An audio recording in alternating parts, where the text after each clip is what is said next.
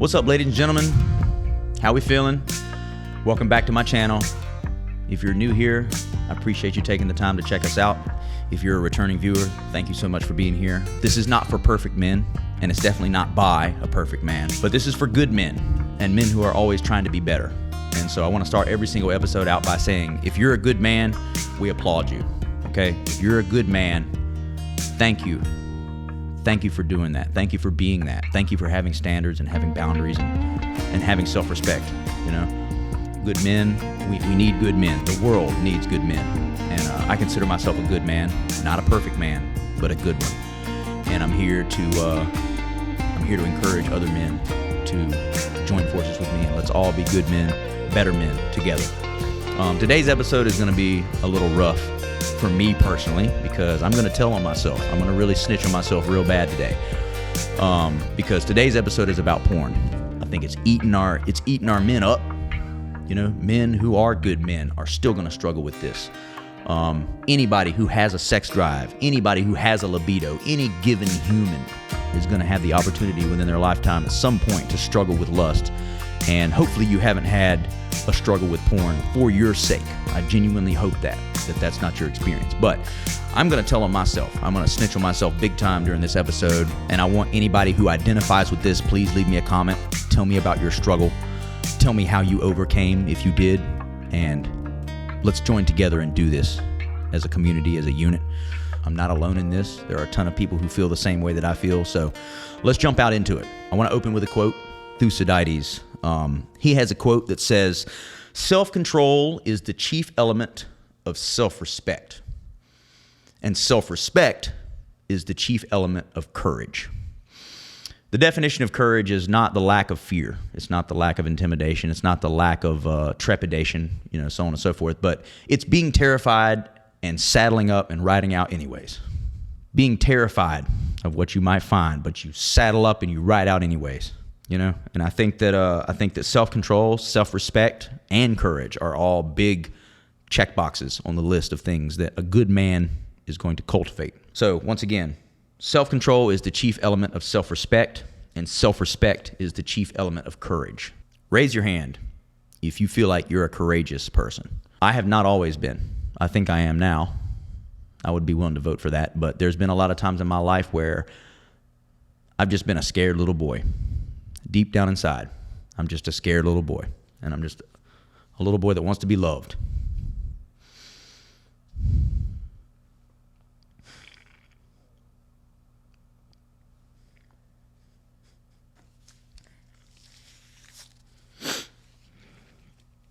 It's going to be a rough one for me.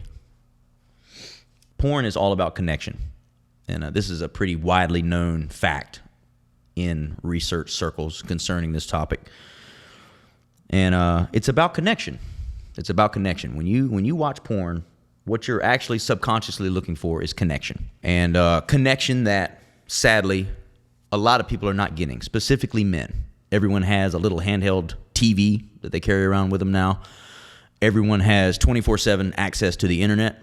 And I think without the proper context, the proper mentorship, and the proper guidance, that is a terrifying and destructive combination for anybody, but specifically men, because, we are the chasers. We are the aggressors. Testosterone flows through us. We're biologically hardwired to procreate, to chase. And I think that in the name of greater accomplishments, that we let our battle with lust fall to the side very significantly, especially in my case, right? So I'm going to tell y'all some stories, man. I'm just going to give you a quick little history of my interactions and my experience with porn and how it almost consumed me whole.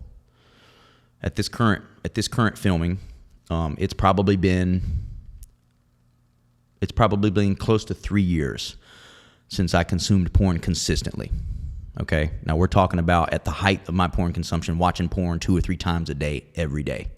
Okay, full-blown sex addict, full-blown porn addict, right? At multiple times in my life, at multiple spots. And this has been an ongoing battle. When I turn 25, you'll hear me reference the age of 25 consistently through this series, because at 25, a lot of things connected for me. A lot of, I guess, my brain finished some neurons finished fusing together or something. At that given point in time, like, I made a determined stand mentally against a whole bunch of vices that I had.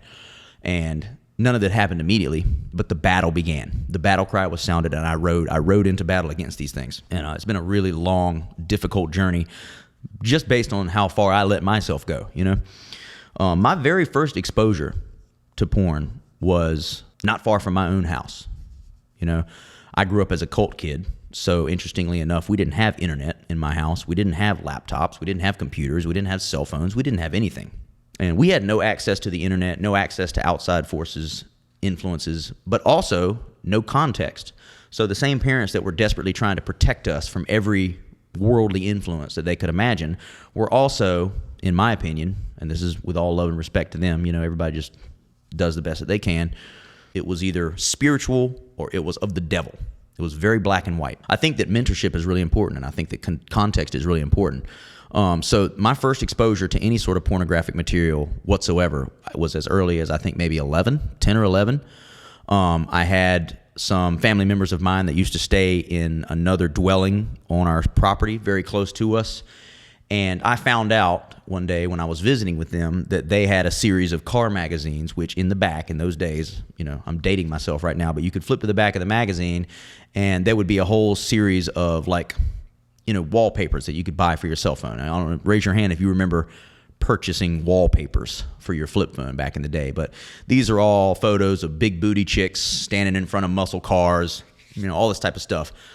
But it was enough to get my libido just raging. It was enough to, like, create fantasies within my mind. So I would go down there and pretend to be looking at the car magazines, but secretly flip to the end and just stare at every single image that I could find and take mental photographs of that stuff. Not long after that, I got my first job.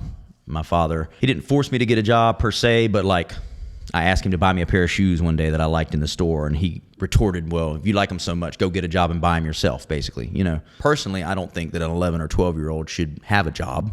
I don't think that you should make your 12-year-old or encourage your 12-year-old to go get an outside job working with strangers, but that's exactly what happened. And so I went and got a job doing rental maintenance with a family friend of ours that he owned a bunch of rental properties. And so what was I doing for 5, 6, 8 hours a day at a time, walking around these dwellings with a trash bag, just cleaning the place, cleaning so that he could re-rent these places? Well, I began to encounter Hustler magazines. And so in addition to finding Hustlers and Playboys, I would often find big giant spreads of the most degrading and, like, strange, very fetishized, very deviant porn. And I would bring this stuff home. I would tuck it in my pocket. I'd rip pages out and fold them up in my pocket and put it in my pocket and come home with it, and then throw it away, you know, when I was done. And so for a couple of years, I was engaging in this type of behavior. You know, even at that age, at 13, maybe 14 years old at this point, I was being exposed to and habitually engaging in some of the most deviant and horrible porn that existed on the printed page at this point. It really breaks my heart, because none of this would have happened if I wouldn't have been pushed into getting a job at 12 years old and left to my own devices in the middle of a playground of seedy, just deviant, terrible pornography with zero context, zero mentors, zero guidance, right? Well, when I turned 16, I left home. I hated living at home so much. I hated religion so much. I hated the farm so much. I hated my parents so much that at 16, as soon as I was legally emancipatable, I left to live with a friend of mine who I had been pen pals with for a while. That was my only source of communication with the outside world for years as a teenager, was pen pals. When I moved into their house, I bought my first iPhone. I got a job there in Maryland where they lived, and I bought my first iPhone, and they had Wi-Fi. And for the first time in my life, I had unrestricted access to internet porn. And that was the start of the real, like, that was the cinder block on my leg that began to drag me down to the depths, was that. And once again, no mentorship, no context, no warnings, nobody around me who cared enough to go, bro, You're watching so much porn. What are you doing? Why are you doing this? Please don't do this. Please, let's get you some help or get you some therapy. That's what I really needed, was therapy. Okay, so you can imagine how deviant and terrible it got. By the time I was 25, and I'm 10 years in of watching porn almost every single day. I have a lot of internal trauma issues, a lot of connection issues, a lot of validation issues, a ton of backlogged, repressed issues that were not being dealt with, and it manifested itself so heavily in the pornography. And so that's sort of in a nutshell how it progressed. I am so blessed right now to have had the cognizance and the self-awareness to start fighting this battle and to take it seriously. I'm in year 3 of being porn free. And I mean that in the sense that porn does not have a say in my life anymore. You know, I've done the logistics. I've done the things that are necessary to get rid of that. And I'll talk about some of the things that I did here in a second. So entry number 2 on my list here was war stories. And that's what this has been, explaining to you guys how I got to the point that I was when I decided to quit, okay, at age 25. Number 3 is no guidance, okay? So the importance of mentors, okay? This is something that's very humbling, okay? It's hard to go to somebody and go, bro, I'm struggling with this thing. Especially porn. It's hard to look somebody else in the eyes and goes, bro, I'm addicted to porn. Please help me. That is a very, very, very humbling thing to have to do. That is so hard to do, but I'm encouraging you to please do that. Please put your pride to the side. Please put your ego down. And if you're struggling with porn, find a mentor. Please reach out to me. I'll be your mentor. You know, if I have to, reach out to an uncle, a grandfather, a father, a family friend, someone who hopefully, ideally, is older and more experienced in life than you are. Even if it just takes something as a peer, a close peer, however you have to do it, you know? So important. Please find a mentor. Reach out. Once again, email me, comment under this video, anything you have to do, I'll be your mentor. I would gladly help you on that journey. But find a mentor. It's so important. And that's what a mentor is supposed to provide, some context. I think there should be a distinction between, hey, having actual sex, having a good, healthy sexual relationship with another human being is good. That's good for you, okay? In my childhood, all sex-related things were contextualized equally. Having sex outside of being married, as far as I was taught, was equally as damaging as watching pornography. That is absolutely not the case. That is a lie. If people are telling you that, they are lying to you, okay? Having a good, healthy, normal sexual drive is normal. It's good, okay? Having sex with a person that you trust, a person that hopefully you're in love with, is good. Those are good things for you.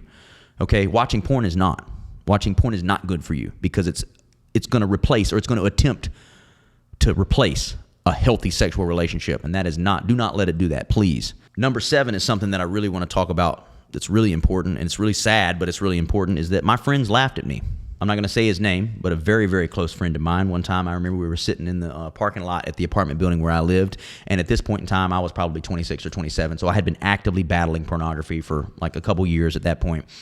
And I had an alarm set on my phone that would literally buzz off at like 7 or 8 p.m. at night. That would say, no watching porn tonight. I remember sitting in the car with this guy, and that alarm, I was showing him something on my phone actively at that very moment when the alarm went off. Bloop, bloop, do not watch porn tonight. He goes, what is that? And he laughed at me. And so, like, looking back on that situation now, like, I realized that, you know, once again, it's still my friend. Like, I care very deeply about this person. But I realized in that instant, he was not being my friend. He was not being a good friend to me by laughing at that and failing to recognize, like, that battle or that inherent, like, moral just war that was going on inside my head, you know? And it really broke my heart. I don't think he'll ever know. I don't think he'll ever know how much that broke my fucking heart, that he just laughed in my face like that about it. And that kind of brings me to my next point, which is do whatever is necessary to win. Like, I'm serious. If you got to cut off your friends, if you got to cut off people that are dragging you down that road, if you got to cut off partners, if you got to cut off family members, do whatever is necessary. Do it loudly. Do it loudly. Do it unashamedly. In front of people that you love, in front of people that you hate or might hate you. Do it loudly. Do it unashamedly. Do whatever you have to do to win. You know what I mean? If that means trading in your smartphone for a burner phone for a few months to break the habit, do it. If that means taking your phone and plugging it in the hallway and keeping your bedroom door open, you know what I mean? Like, how many times have you heard in conservative circles or heard parents say, no closed doors, you know? Do that yourself. Like, literally self-parent if that's necessary, right? Leave your door cracked open. If you're addicted to donuts, once again, for lack of a better metaphor, if you're addicted to donuts, not going to a Dunkin' Donuts is just an easy controllable, right? Control your controllables, please. Do whatever's necessary. Do whatever's necessary to win. Do it loudly. Do it unashamedly, okay? I promise you. You're not going to regret that. That kind of brings me to my next thing, which is the importance of actual healthy sex, right? Anytime you talk to a coach or a band leader or a choir director or anybody who's in a position to help a person or a group of people be better at something, what's the one thing that they always say? We practice how we play. We practice how we play. Porn teaches you to be a cuck. I mean that in all seriousness. Porn teaches you to be turned on by watching other people have sex, not by actually having sex yourself. Look, there's a pandemic going on with this gooner culture, with this porn culture. That's really sad, man. That is really, really sad. Like, you're training yourself to be a cuck. You're not practicing how you play. The number one biggest lie that you will ever hear told to yourself or told to anyone is that watching porn somehow gets you ready to have regular sex. It was a lie that I told myself. You know, I was watching porn before I had actual sex. As a virgin, I was watching porn thinking, okay, well, I'll watch enough porn. I'll know what to do when the time comes. No. Practice how you play, okay? Practice how you play. If you have a partner, practice with them. You know what I mean? Like, hopefully it's somebody that you're in love with. Porn, you can be compulsive with porn. You can't be compulsive with real sex because that requires consent. That requires someone else's presence. That requires, a number of parameters that involve a healthy dynamic between you and another human being who might want to have sex together. I had a lot of hookup sex in my younger years, and I was also in love several times. But the thing is, I was always in love with people that didn't love me back. So the majority, like 100% of my love up until recently, in the past few years, was unrequited love. I was in love with someone who didn't love me back, and I was having sex with people that I did not love. So that gap was massive in my head. I'd never had sex with somebody that I was in love with, and I had never been in love with someone who I could have sex with. And so that gap, as the years went by, that gap just got wider and wider and wider. And shout out to my last few relationships. I was able to be in love with, people that I was also able to have sex with, and it helped to heal that, most specifically my most recent relationship. And I'm still very and fully in love with that person, and we're not even talking anymore because of some lust-related things that I did, not pornographic, but some other things that are related to lust that hurt her feelings, and she is withdrawn to go find her peace. And I'm very much still in love with her.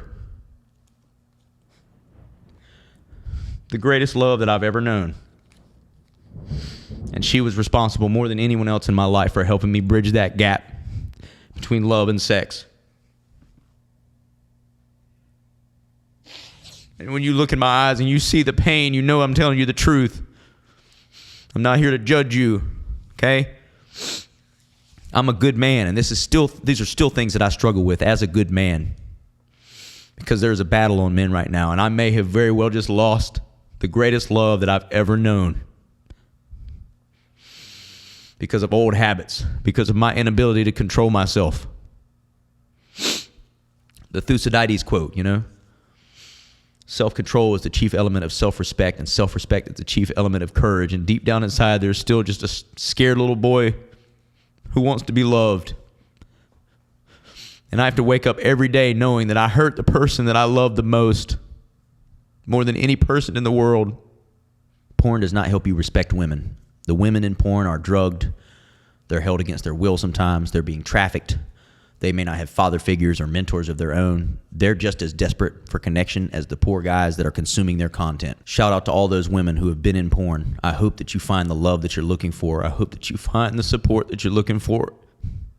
And for all the men who consume those products, the men who have lost their relationships, the men who are going to lose their souls in this arena, my heart breaks for you, because I came this close to losing my soul, and I may well have just lost the greatest love that I've ever known, the woman that I'm still very much 100% in love with, because I wasn't able to keep my mouth shut, and I wasn't able to stop, talking to other women that weren't mine. My favorite saying these days is, I love my girl, but I hate you bitches. I'm so serious. And I hurt her, and I'm really, really regretful about that. And I love her with all my heart, and I always will, regardless of where she is. Help is available, Help is available. There's tons of resources online. There's tons of stuff on YouTube about this stuff. There's If you have the money to go to therapy, go to therapy. If you have the resources available to you to go to therapy, get a therapist. I'm in therapy right now. I go every single week, and it's expensive, but thankfully I have the resources to pay for it, and so I'm deep in it. Social media is helping to make this problem worse and worse as well. And I've struggled with social media my entire life. Social media is literally one of the reasons why the girl that I love right now decided to step away from me for however long, maybe forever. I don't know. I have to accept all possibilities because I want her to be safe and happy, regardless of where she is. If it's away from me, if you have to be away from me to be safe and happy, then that's okay. And that breaks my heart in 1,000 pieces to be able to have to accept that reality. That my traumas got in the way of something that was beautiful, something that was the most beautiful love that I've ever known. Social media is encouraging that, man. If you go on Instagram right now, I dare you right now to look at your homeboy's algorithm or check out your own algorithm, TikTok, Instagram, Facebook, all that stuff. It will zoom in. Those programs, those algorithms are hardwired to find exactly what you're into and give you more of it. Keep you addicted. You know what I mean? I mean that in all seriousness. If you're someone who's not particularly outrageously attracted to half-naked women on social media, your algorithm is going to reflect that. And if you're one of those people, I applaud you. From the depths of my heart, we love you. Thank you. Keep doing what you're doing. If you got your lust under control, I love it. I love to see it. Please help me. Leave me a comment. Encourage me as I continue in this journey, you know? Believe in yourself. Know that there's a better version of you that exists outside of these screens and outside of these porn browsers. There is a you that's waiting to be discovered, and we're all trying our best to find that thing. The greatest way to learn how to do it is to teach, and that's why I'm doing this series, man. We're all being assaulted. We're all being assaulted on every level. It's real. It is real. Delete your social media completely if that's what it takes. You know, I voluntarily deactivated all my social medias 2 times during my most recent relationship, just to try to protect her heart. And I ended up having a conversation with somebody, conversation that hurt her feelings very deeply. And once again, to you, I am so sorry. And I don't defend that behavior. I don't condone it. It was not good behavior at all. Respect your woman. If you got a good girl, if you got a good woman that stands by your side and pays attention to you and loves you and supports you, respect her, okay? Delete every bit of social media if that's what you have to do, man. If you can figure out a way to live without it. But the point being is my relationship with her was so much more valuable than any of that. And so I voluntarily deleted it. And that's all tied together, man. It's all tied together with lust. So anyhow, I know this has been a lengthy one. Once again, my name is Landon. Thank you for coming to my channel. I appreciate you guys, and be safe.